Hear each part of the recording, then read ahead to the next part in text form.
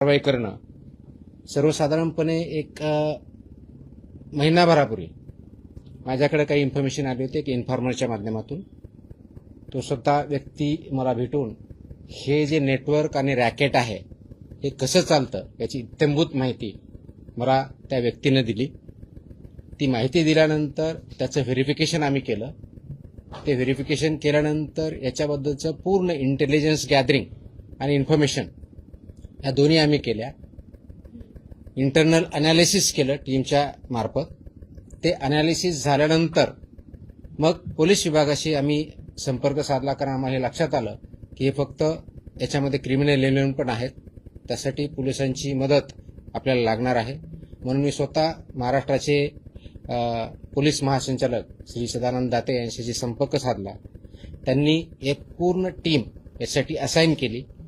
त्यांनी हे काम पोलीस विभागामार्फत कोऑर्डिनेट करण्यासाठी पुणे ग्रामीणचे एसपी संदीप सिंग गिल यांना त्यामध्ये निर्देश दिले।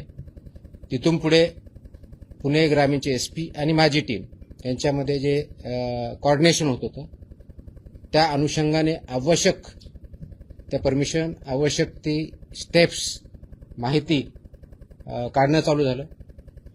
ज्या व्यक्तीवरती, रॅकेटवरती संशयित होते त्यांच्यावरती वॉच ठेवण्यात आला। वॉच सुरू झाल्यानंतर त्याच्या मूव्हमेंट टॅप करण्यात आल्या।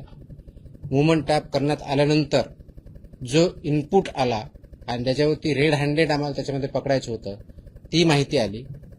आणि हे ऑब्झर्व करत असताना जो प्रॉडक्ट डिलिव्हर करायचा होता, जे केमिकल आणि इतर गोष्टी डिलिव्हर करण्यासाठी तो व्यक्ती त्या ठिकाणी जात होता, त्यावेळेस आम्हाला माहिती भेटली, त्याचं व्हेरिफिकेशन झालं आणि जॉईंट टीमनी हे जे नेक्सस आहे ते उद्ध्वस्त करण्यासाठी पावलं टाकली।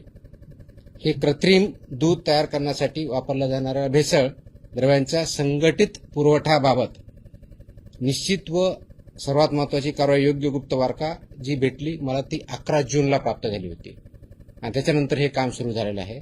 आज आपण 6 जुलैला आहोत, तर गेल्या जवळजवळ 1 महिन्यापासून याच्यावरती काम चालू आहे आणि याच्यामध्ये खूप मोठ्या प्रमाणात काम झालेलं आहे।